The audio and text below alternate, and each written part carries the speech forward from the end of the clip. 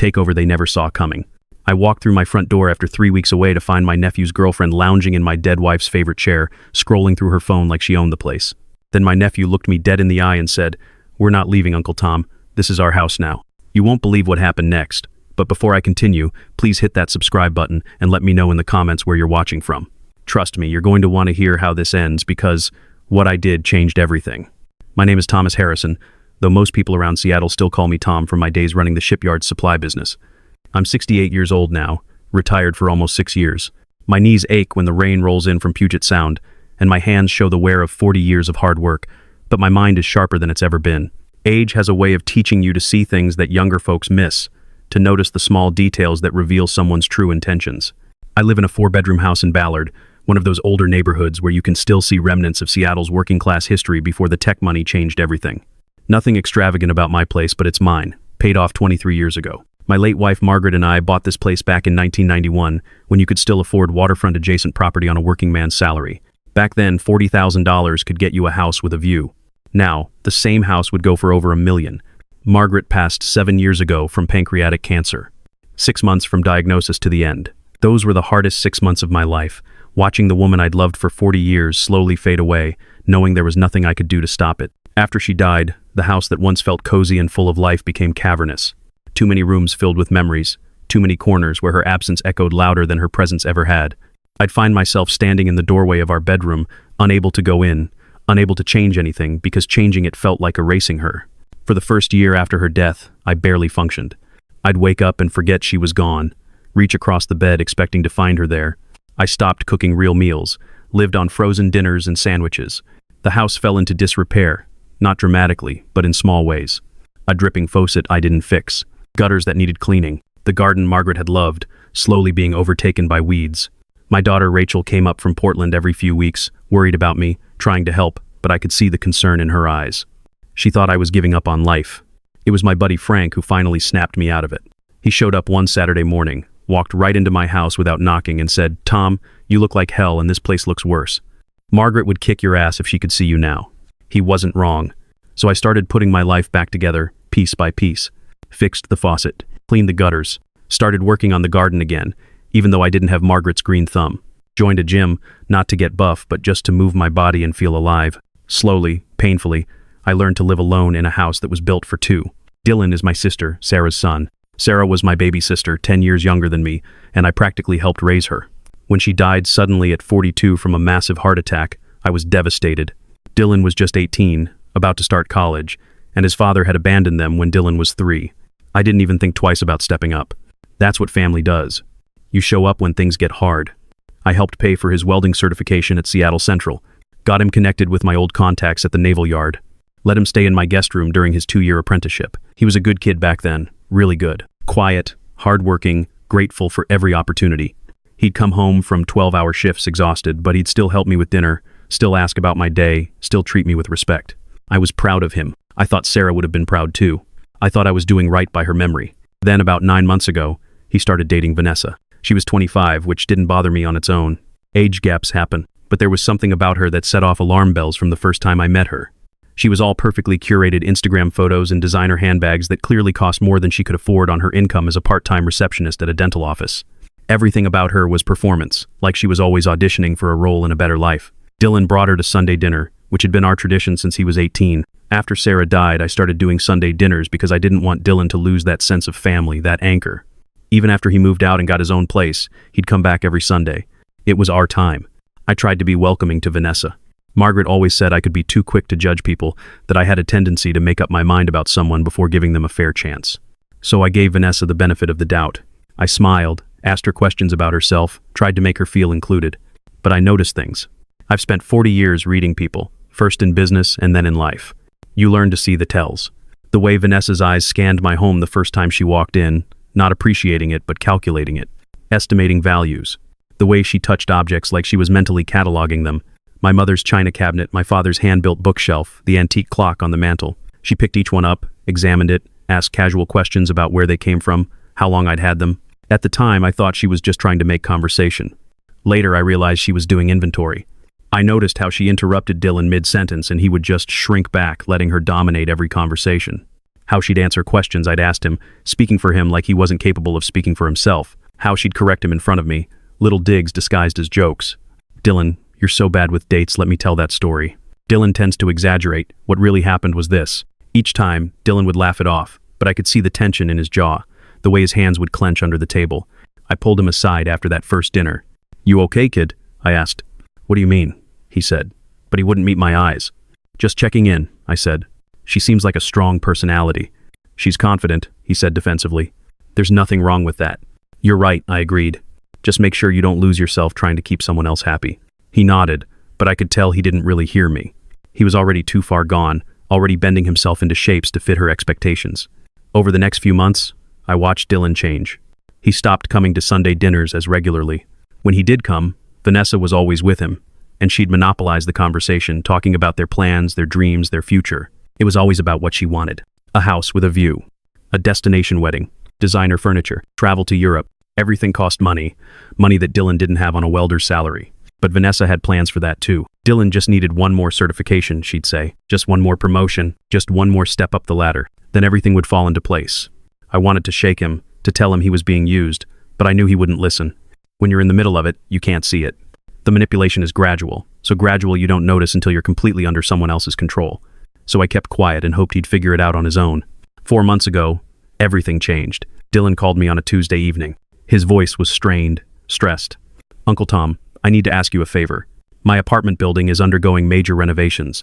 Something about replacing the entire electrical system, asbestos abatement. The whole building has to be empty for at least 2 weeks, maybe 3. We need somewhere to stay, just temporarily. I swear it won't be long. We'll be out of your hair before you know it. I should have said no. Every instinct I had was screaming at me to say no. But it was Dylan, my nephew, the closest thing I had to a son. And the house had been so quiet, so empty. I'd been rattling around in 4 bedrooms by myself for years. What harm could 2 weeks do? 3 weeks at most? So I said yes. Of course, I said. Family helps family. You can stay in the guest room. Just keep the place clean and respect the house rules. No smoking inside, no loud parties, basic stuff. They moved in the next day. Vanessa showed up with more luggage than I thought 2 people could possibly need for a temporary stay. Suitcases, boxes, garbage bags full of clothes. She walked through my house like she was inspecting it, opening closets, checking out rooms that weren't the guest room they'd be staying in. Making yourself at home, I asked, trying to keep my tone light. Just getting familiar with the layout, she said with a smile that didn't reach her eyes. You have so much space here. It must get lonely. The first week was fine, relatively speaking. They kept to themselves. Dylan went to work every day. Vanessa was supposedly looking for full-time employment, though I never saw her do much more than scroll through her phone. She'd make comments about the house. This place could really use some updating, Uncle Tom. Have you thought about renovating? You could get so much more value out of it. I'd smile and change the subject, but the comments kept coming. These old appliances must be so inefficient. You should really replace that carpet. This wallpaper is so dated. 2 weeks came and went. On day 15, I casually mentioned that their apartment should be ready soon. Oh, about that, Vanessa said, not looking up from her phone. Turns out the renovations are taking longer than expected. Maybe another 2 weeks? I frowned. Another 2 weeks? Dylan jumped in. Sorry, Uncle Tom. The building manager just told us. Something about delays with permits. We're trying to find another place, but the rental market is insane right now. Everything's so expensive. Fine, I said. 2 more weeks. But then you need to have a plan. 2 weeks became a month. A month became 2. Every time I brought it up, gently suggesting maybe they should start seriously looking for a new place, Vanessa had an excuse ready. The rental market is impossible, Uncle Tom. Do you know what a 1-bedroom apartment costs now? We're trying to save for a down payment on a house. It'll go so much faster if we're not throwing away $3,000 a month on rent. Dylan needs just 1 more certification, and then he'll get promoted to lead welder. That comes with a significant raise. Then we'll have so many more options. Just give us a little more time. I let it slide. I told myself I was being helpful, providing stability while they got their feet under them. I told myself Margaret would have done the same thing. She had a soft heart for family. She would have wanted me to help. That was my first mistake. The second mistake was not seeing the signs earlier. Little things started changing around my house. A throw pillow would disappear and be replaced with something cheaper. A picture frame would vanish from a shelf. Small items I'd had for years would just be gone. When I asked about them, Vanessa would shrug. Oh, those old things? I thought you didn't want them anymore. They were kind of cluttering up the place. I put them in storage for you. Storage. She said it so casually, so reasonably. But they were my things in my house. I should have put my foot down right then, but I didn't. I made excuses. Maybe I was being too sentimental. Maybe she was right and the house was cluttered. Maybe I was holding on to too much stuff because I couldn't let go of Margaret. So I let it go. That was a mistake I'd come to regret. The third mistake was going on that fishing trip. My buddy Frank had been planning this expedition to Alaska for almost 3 years. We're talking a serious trip, a fly and fishing lodge in the middle of nowhere, completely off the grid. 4 weeks of salmon, fishing, camping, being out in nature with no phones, no internet, no responsibilities. Just the water and the fish and good company. I'd committed to the trip 2 years ago, back before Dylan and Vanessa had moved in, back when it seemed like a great idea to spend a month away from an empty house. But now, with them living there, I had doubts. Something in my gut, that same instinct that had warned me about Vanessa from the beginning, told me not to go. Don't leave the house unattended. Don't give them that much unsupervised time. Stay home. But Frank had been my best friend for 40 years. The trip was expensive and non-refundable, and Dylan kept assuring me everything would be fine. Uncle Tom, we'll take care of the place. I promise. We'll water your plants, mow the lawn, keep everything exactly the way you like it. You deserve a vacation. When was the last time you did something just for yourself? He was right about that. I hadn't taken a real vacation since Margaret died. I'd been so focused on just surviving, on just getting through each day, that I'd forgotten what it felt like to actually enjoy life. So I convinced myself I was being paranoid. Dylan was family. He had a key. He knew the alarm code. He'd take care of the house. What was the worst that could happen? I left on a Wednesday morning in early October. The drive north was beautiful, that stretch of highway up through Washington and into British Columbia, where the ocean meets the mountains. Frank and I talked about nothing important, just two old friends catching up, reminiscing about the old days when we were young and strong and thought we'd live forever. The ferry crossing to Prince Rupert was peaceful, standing on the deck watching the coastline slide by, breathing in that salt air. By the time we flew into the lodge and I was standing in waders in an ice-cold stream with a fishing rod in my hand, I felt more relaxed than I had in years. For 4 weeks I had no cell service, no internet, no connection to the outside world. Just the rhythms of fishing, eating, sleeping, and repeat. We'd wake before dawn, fish until lunch, rest during the heat of the day, fish again until dinner. At night, we'd sit around a fire with the other guys at the lodge, telling stories, drinking whiskey, laughing at jokes we'd heard 1,000 times before. It was exactly what I needed. I felt like myself again. Like the version of me that existed before grief and loneliness had worn me down. I should have known it was too good to be true. When you're that happy, that relaxed, that disconnected from your problems, the universe has a way of reminding you that nothing lasts forever. On the last day of the trip, as we were flying back to civilization, I felt a sense of dread creeping in. I tried to ignore it, told myself I was just sad the vacation was ending, that I was anxious about going back to reality. But deep down, I knew something was wrong. When I landed in Seattle and turned my phone back on, there were no messages from Dylan. Nothing. Not a single text in 4 weeks. That should have been my first clue. Before I'd left, he'd promised to check in regularly to let me know if there were any problems with the house. The fact that he'd gone completely silent wasn't reassuring. It was ominous.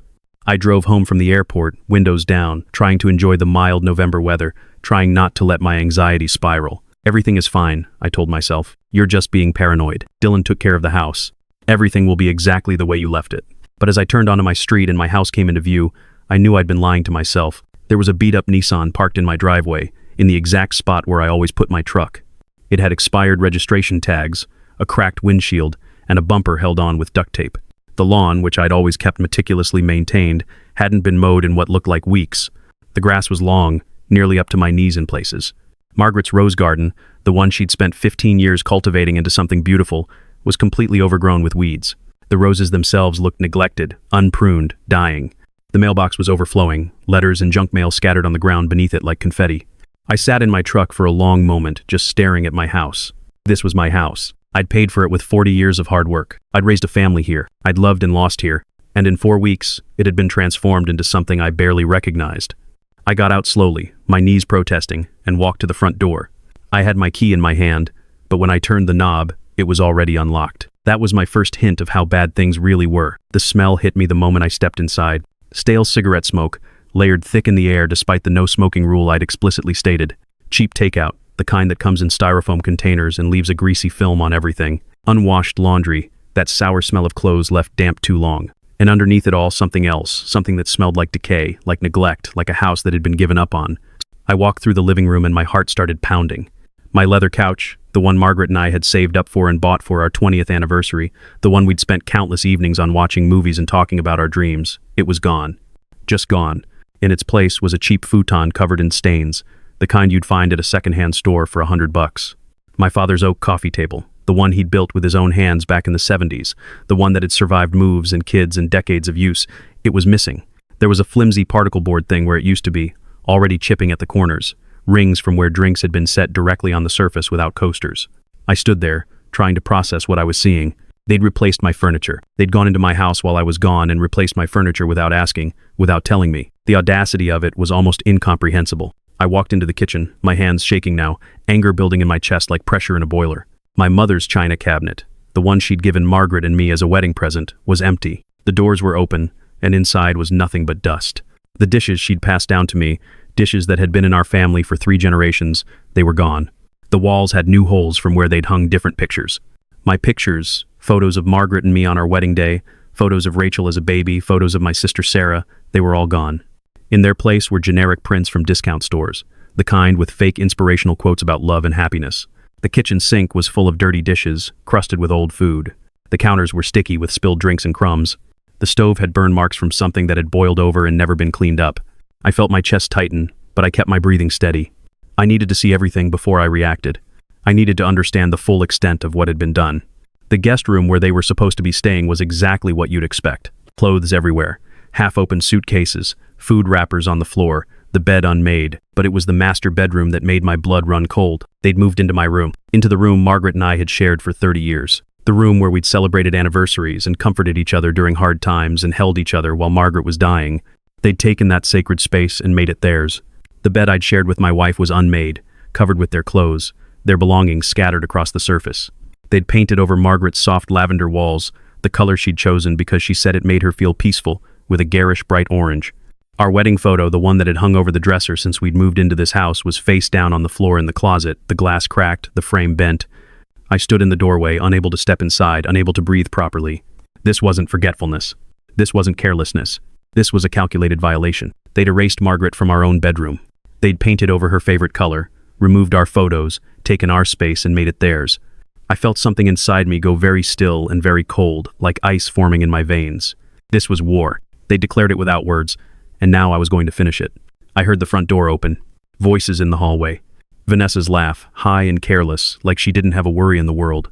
I walked back to the living room, my footsteps heavy, deliberate. Vanessa was sprawled across my leather recliner, the one piece of furniture they apparently hadn't been able to replace, her feet up on what used to be my father's table, scrolling through her phone like she owned the place. She had earbuds in, completely absorbed in whatever she was watching. Dylan stood in the doorway, and when he saw me, his face went pale, white as a sheet. His eyes went wide, his mouth opened, but no sound came out. "Uncle Tom," he finally managed, his voice cracking. "You're back. You're back early." I wasn't early. I was exactly on time. I'd told them the exact date I'd be returning. I'd texted it to Dylan before I left, but apparently they'd hoped I wouldn't come back, or at least not for a while longer. Vanessa pulled out one earbud and glanced at me, not sitting up, not showing even the most basic respect. "Oh hey," she said, her tone casual, bored even. "We were going to talk to you about something."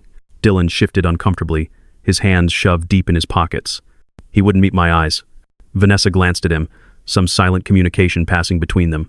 Then she sat up slowly, put her phone down on her lap, and looked at me with this smile that didn't reach her eyes. "So Uncle Tom," she began, stretching like a cat, "we've been thinking. This house is way too big for just one person. Like, what do you even do with 4 bedrooms? And you're getting older. No offense, but you're almost 70. It doesn't make sense for you to be rattling around in here all alone trying to maintain everything by yourself. What if you fall? What if something happens? Who's going to help you? We've decided we're going to stay here permanently. We'll take care of the place. Help with maintenance. Make sure you're okay. It's really the best arrangement for everyone. You'll have people around. We'll have a stable place to live. Win-win." I stared at her, letting the words sink in. The audacity of it was almost impressive in its boldness. She wasn't asking permission. She wasn't negotiating. She was telling me what was going to happen in my own house. I looked at Dylan, waiting for him to say something, to show some sign of the kid I'd raised, the kid who'd cried at his mother's funeral while I held him, the kid who'd thanked me every day during his apprenticeship. But he just stood there, spineless, looking at the floor like a coward. He knew this was wrong. I could see it in the tension in his shoulders, in the way he couldn't meet my eyes. But he wasn't going to stop it. He'd made his choice, and he'd chosen her. "I see," I said quietly, my voice level, calm. "And did you think I might have some input on this decision about my own home?" Vanessa's smile tightened just a fraction. "Well, obviously we want you to be comfortable with it," she said in a tone that suggested she didn't care at all about my comfort. "But let's be realistic here, Tom. You need help, whether you want to admit it or not.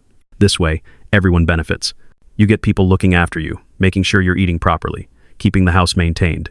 We get a stable living situation while we save up for our own place. It's perfect. It's the logical solution. Where is my furniture? I asked, my voice still quiet. Vanessa waved her hand dismissively, like I was asking about the weather. Oh, that old stuff? We donated most of it. It was time for an update anyway. The house looks so much better now, don't you think? More modern, more functional. My mother's china? I asked. My father's table? Those were antique, Vanessa. Family heirlooms. Things that have been in my family for generations. She shrugged, completely unconcerned. They were taking up space. We kept the things that actually matter. Besides, you weren't using most of that stuff. It was just sitting there collecting dust. Dylan finally spoke up, his voice weak, pleading. Uncle Tom, maybe we should all sit down and talk about this calmly. There's no need to get upset. We can work this out like adults. No, I said, still keeping my voice level, controlled. There's nothing to discuss. You're going to pack your things, and you're going to leave my house. Today. Now. Vanessa laughed. Actually laughed, like I'd told the funniest joke she'd ever heard. I don't think you understand the situation, she said, leaning back in my recliner with this smug confidence. We've been living here for months. We have tenant rights. You can't just kick us out like that. In Washington state, we're legally considered tenants now, and you have to give us proper notice. At least 30 days, probably more. So no, we're not going anywhere. We're staying right here, and there's nothing you can do about it. My heart was pounding in my chest, but I kept my face neutral, calm. Is that so? I asked. Oh, absolutely, she said, looking almost gleeful now. She was enjoying this, enjoying the power she thought she had over me. Dylan's been paying you rent, haven't you, babe? Dylan looked miserable, but he nodded slowly. I've been giving you money every month, Uncle Tom. For rent. For letting us stay here. Vanessa smiled triumphantly. See? Legal tenancy. We have receipts, canceled checks, copies of everything we need. You'll have to go through the formal eviction process, and that takes months in this state. 6 months, maybe more if we fight it. And trust me, we will fight it. By the time you finally manage to get us out, well, we'll see what happens.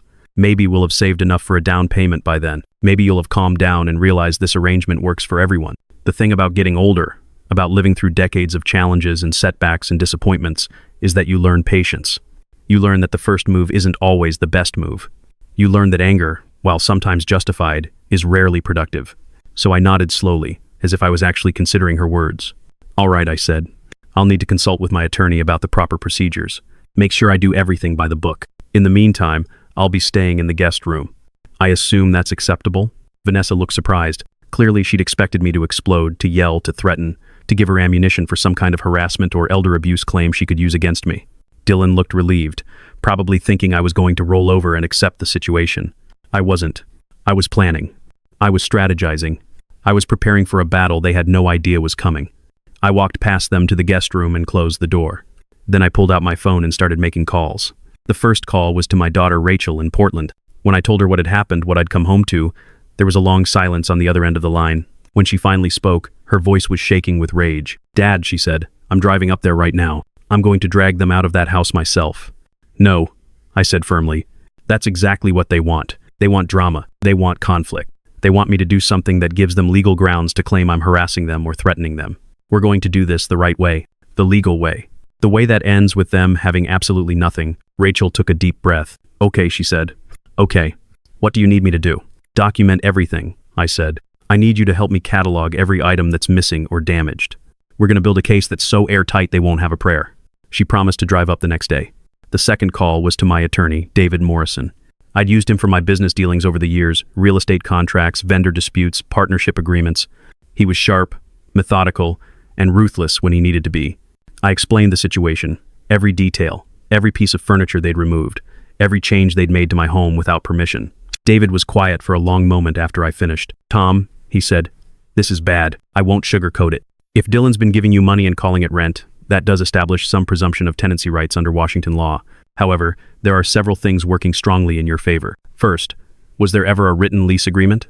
No, I said. Everything was verbal, and it was explicitly supposed to be temporary. They were staying while their apartment was being renovated. It was never meant to be permanent. Good, David said. That's in our favor. Second, have they caused damage to the property or disposed of your belongings without permission?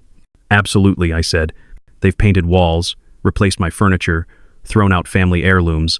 They've turned my home into something I barely recognize. Excellent, David said, and I could hear him shifting into lawyer mode. Third, Did you ever agree to them staying permanently? Did you ever give verbal or written consent to a long-term living arrangement? Never, I said. Every time they asked for more time, it was always framed as temporary. Always just a few more weeks until they found their own place. Perfect, David said. Here's what we're going to do. Document everything. I mean everything. Take photos, take videos, write down every single item that's missing or damaged. If you have receipts, find them. If you have photos of how the house used to look, gather them. If you had the antiques appraised, get those documents. We're going to build a case that shows a pattern of destruction, theft, and unauthorized alterations. We're going to argue that they're not tenants. They're squatters who abused your hospitality and are now trying to claim rights they never had. What about the money Dylan's been giving me? I asked. That's their strongest argument. Show me the checks, David said. What's written in the memo line? I went through my bank records on my phone. The checks from Dylan, the ones he'd been giving me every month, all had different things written in the memo line. Family support. Thank you. Appreciation. Not one of them said rent. Not a single one. That's huge, David said. Those aren't rent payments. Those are gifts. Those are contributions from a family member. There's no documentation anywhere that establishes a formal landlord-tenant relationship. We can argue that, and we will. I'm going to draft a notice to vacate, and I'm going to personally deliver it tomorrow. Then we file for unlawful detainer. What are my chances? I asked. Honestly, David said, if everything you've told me is accurate, and you can document it, I'd say 70-30 in your favor, maybe better. The damage to your property, the unauthorized changes, the lack of any formal rental agreement, it all works in your favor. The judge is going to see this for what it is. Two people who took advantage of your kindness and are now trying to steal your home. Thank you, David, I said. Let's destroy them. I could hear him smile over the phone. That's what I like to hear, he said. Over the next 2 days, I was methodical, meticulous. I photographed every room from multiple angles. I documented every piece of missing furniture, every painting they'd taken down, every change they'd made. Rachel drove up from Portland and helped me. She walked through the house with tears streaming down her face when she saw what they'd done to the master bedroom. Mom's room, she whispered. They erased her. We'll get it back, I promised. We'll make it right again. Together, we went through old photo albums and found pictures of how the house used to look. Margaret had been meticulous about documenting our home, taking photos after every improvement, every new piece of furniture, every holiday decoration. We had proof of everything. I went through my files and found receipts for the furniture, certificates of authenticity for the antiques. I found the appraisal documents from 3 years ago when I'd had everything valued for insurance purposes. My mother's china set, valued at $1,200. My father's hand-built table, valued at $800. The antique clock, valued at $2,000. Item by item, we built a list. The total came to over $38,000 in missing, damaged, or destroyed property. I called my insurance company and filed a claim. They sent an adjuster out, and he took his own photos, wrote his own report. The damage is extensive, Mr. Harrison, he said. This is one of the worst cases of tenant abuse I've seen. Make sure you pursue legal action. This needs to be documented. I contacted every charity organization and secondhand store in a 20-mile radius, asking if they'd received donations from my address. 3 of them confirmed they had. 1 even still had some of my items in their inventory. I went there personally, saw my mother's china cabinet sitting in the back of a Goodwill, priced at $60. I bought it back. When the employee saw my face, saw how I was handling the cabinet like it was made of glass, she asked if I was okay. This was my mother's, I said. It was stolen from me and donated without my permission. She looked horrified. I'm so sorry, she said. That happens more than you'd think. I took the cabinet home and put it back exactly where it had always been, even though it was now empty. David delivered the notice to vacate on Wednesday afternoon. He went to the house while I stayed away, not trusting myself to remain calm in Vanessa's presence. According to David, she'd answered the door in pajamas at 2 in the afternoon, looking annoyed at being disturbed. He handed her the formal notice, explained that she had 72 hours to vacate the premises, and that failure to do so would result in legal action. Her response was exactly what we expected. She laughed in his face. Tell Tom we're not going anywhere, she said. We know our rights. We'll see him in court. Perfect, David replied. I was hoping you'd say that. He smiled at her, a cold, professional smile. See you in front of a judge, Miss Vanessa. That evening, Dylan came to the guest room door. He knocked softly, hesitantly. Uncle Tom, he said through the door. Can we please talk? I opened the door but didn't invite him in. I stood in the doorway, arms crossed, looking at the nephew I'd raised, the kid I'd loved like a son. Dylan looked exhausted. There were dark circles under his eyes. His clothes looked like he'd slept in them. He'd lost weight. He looked like a man who wasn't sleeping, who was carrying the weight of his choices and finding them heavier than he'd expected. I know you're angry, he began. Angry? I interrupted, my voice cold. Angry doesn't begin to cover what I am, Dylan. Angry is what you feel when someone cuts you off in traffic. What I'm feeling goes so much deeper than that. You violated my trust. You destroyed my home. You erased your aunt from her own bedroom. You took a kindness I offered you, a temporary place to stay, and you turned it into theft and betrayal. So no, angry doesn't cover it. Those were Vanessa's ideas, he said weakly. Not Mina. I didn't want to get rid of your stuff. I told her we shouldn't do it, but she said you wouldn't mind, that you'd probably want to downsize anyway. You're a grown man, Dylan, I said, my voice like ice. 32 years old. You make your own decisions. You could have said no at any point. You could have stopped her from throwing away Margaret's things. You could have called me, texted me, told me what was happening. But you didn't. You chose her over me. You chose her over your own family, over your own integrity, over everything your mother tried to teach you about being a decent human being. His eyes filled with tears. I'm sorry, he whispered. I'm so sorry. Sorry isn't enough, I said. Sorry doesn't bring back my mother's china. Sorry doesn't fix the walls you painted. Sorry doesn't erase the fact that you moved into my bedroom, into the room I shared with Margaret, and you painted over her favorite color like she never existed. You know what Margaret would say if she were here? He shook his head, tears streaming down his face. She'd say you broke my heart, I told him. She'd say you were supposed to be better than this. You were supposed to honor your mother's memory by being a man of character. Instead, you're a puppet, letting your girlfriend pull your strings, doing things you know are wrong because you're too weak to stand up for what's right. What do you want me to do? He asked, his voice breaking. I want you to leave, I said. I want you to pack up your things and Vanessa's things, and I want you out of my house. I want you to understand that actions have consequences. I want you to grow up and realize that you can't take advantage of people who love you and expect them to just keep loving you anyway. I can't just leave her, he said. She's my girlfriend. She's my life. Then you've made your choice, I said, and you'll have to live with it. But Dylan, understand this. When the dust settles from all of this, when the legal battles are over, and you're living with the consequences of what you've done, you're going to look back on this moment and you're going to realize you chose the wrong person. You're going to realize that Vanessa doesn't love you. She loves what she can get from you, and right now, what she can get is my house. But when that's gone, when I've kicked both of you out and you have nothing left to offer her, she's going to leave you. And you'll be alone. And you'll have no one to blame but yourself. I closed the door in his face. I heard him stand there for a moment, heard him crying quietly. Then I heard his footsteps walking away. Part of me wanted to open the door, to hug him, to tell him I understood and it would all be okay. But it wouldn't be okay. Not unless he learned. Not unless he faced the consequences of his choices. Sometimes the kindest thing you can do for someone is let them fall. Let them feel the full weight of their mistakes, because that's the only way they'll learn to stand on their own. The next 2 weeks passed in a strange, tense limbo. Vanessa and Dylan kept to themselves mostly, holed up in the master bedroom. I stayed in the guest room, working with David, building our case. Rachel came up every few days, bringing me food, offering support. One night, we sat in the guest room together and she said, "Dad, I'm proud of you." "For what?" I asked. "For not backing down," she said. "For standing up for yourself.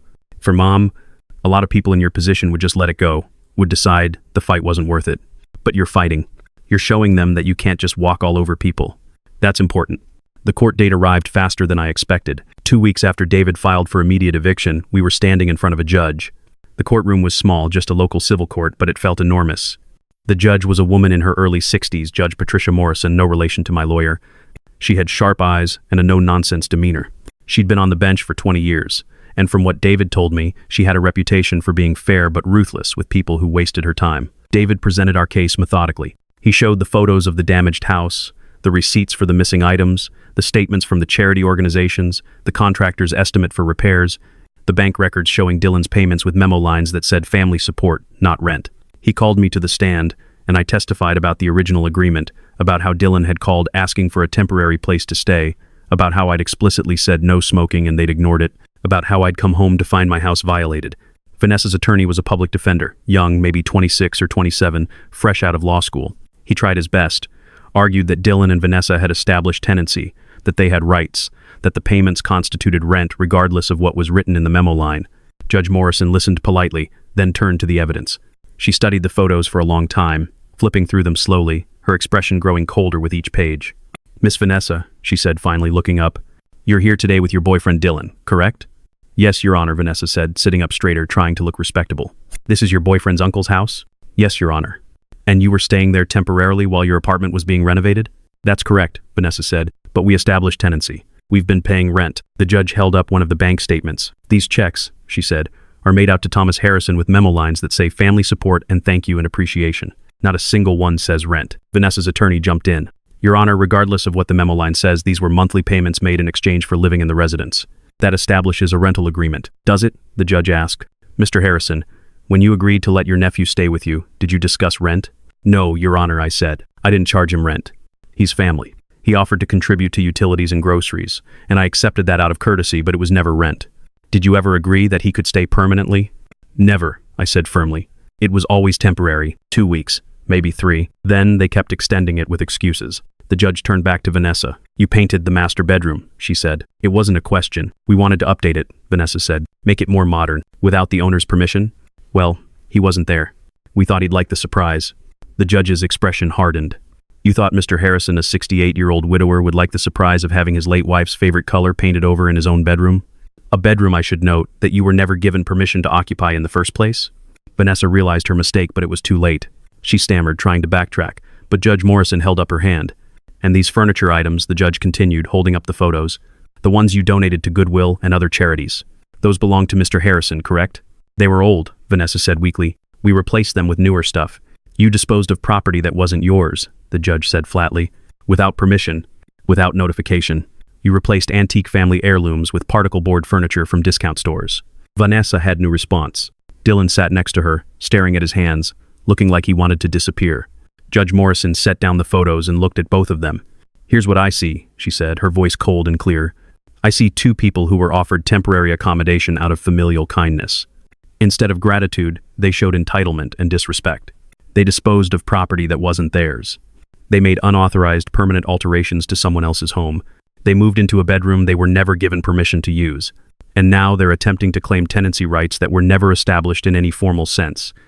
This isn't a landlord-tenant dispute.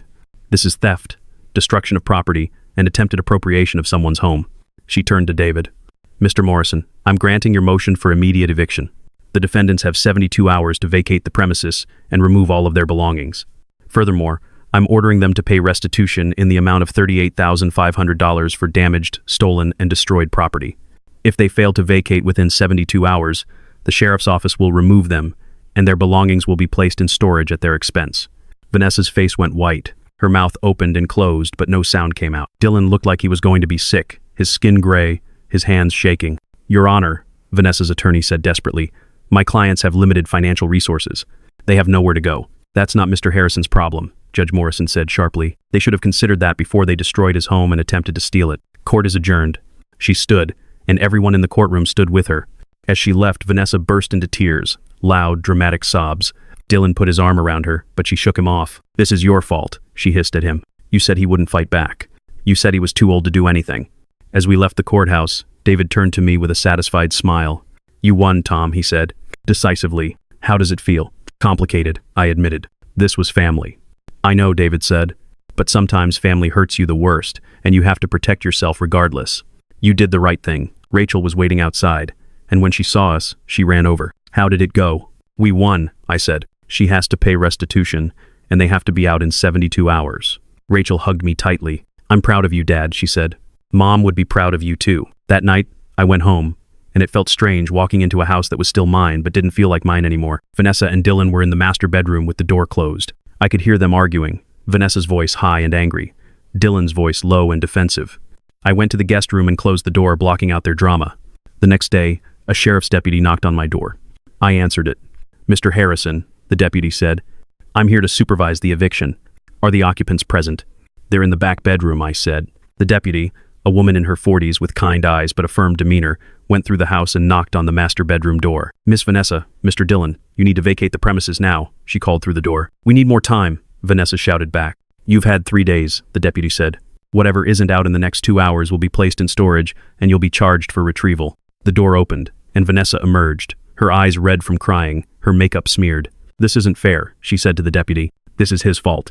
She pointed at me. He's a cruel old man who's punishing us for trying to help him. Ma'am, the deputy said calmly. The judge made her ruling.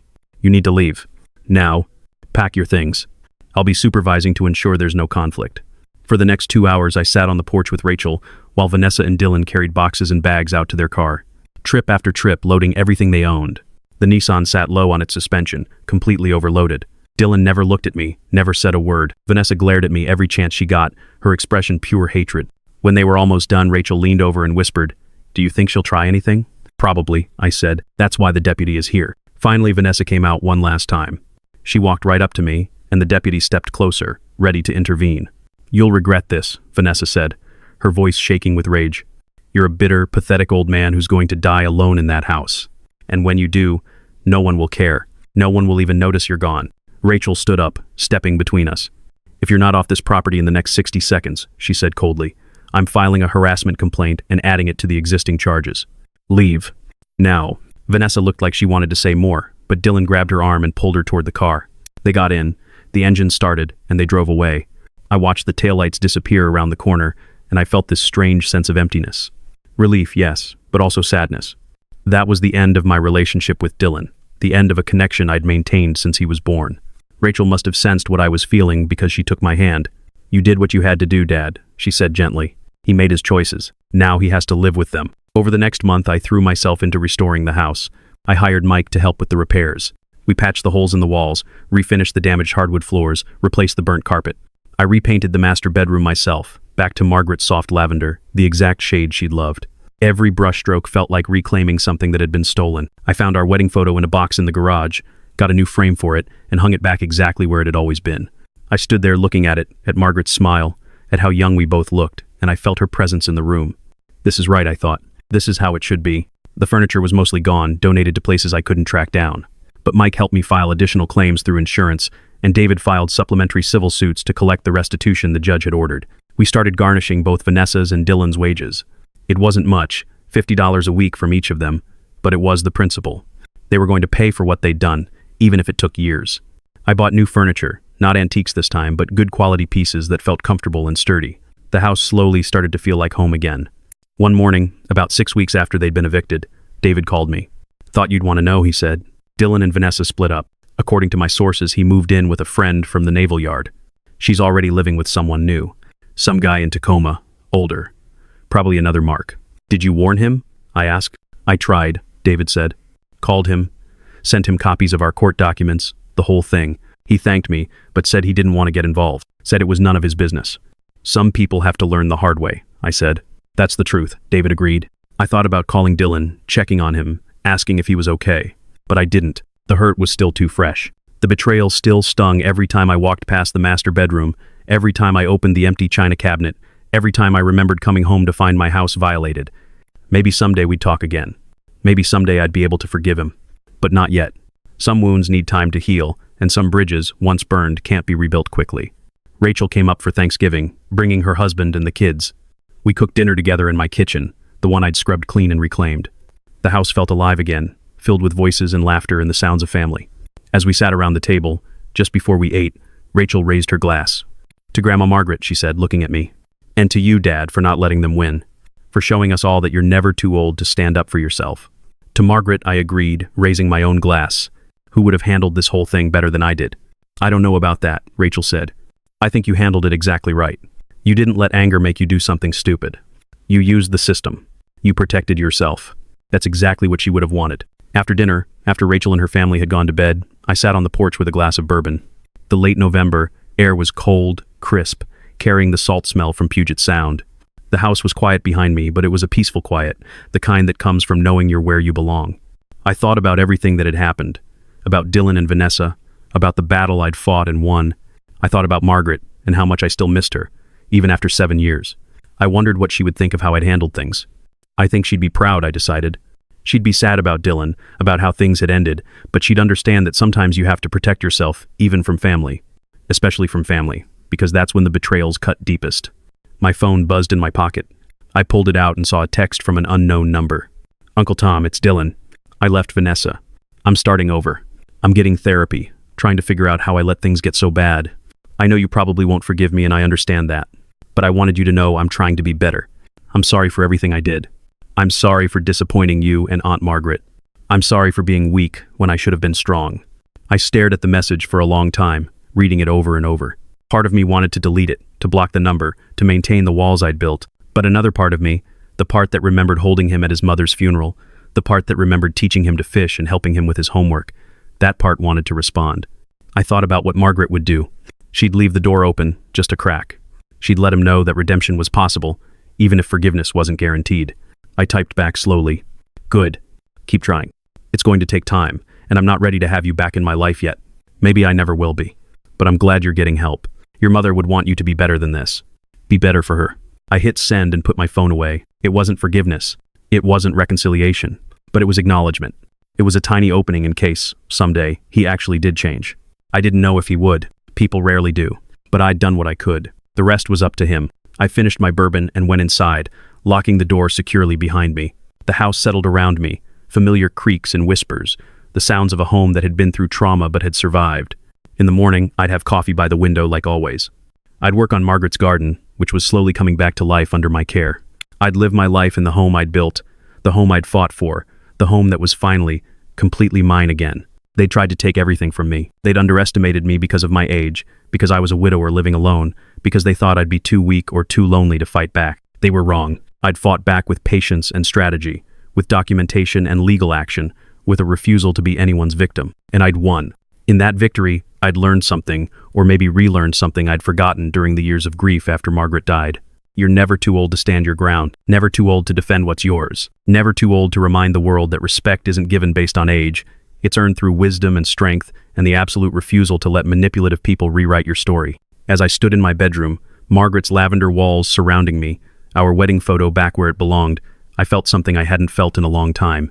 Not just peace, but pride. Pride in myself for not giving up, for not letting them win, for honoring Margaret's memory by fighting for the home we'd built together. This wasn't just about property rights or legal victories or teaching Dylan a lesson. This was about refusing to be erased, refusing to be taken advantage of, refusing to let the hard years make me soft and vulnerable.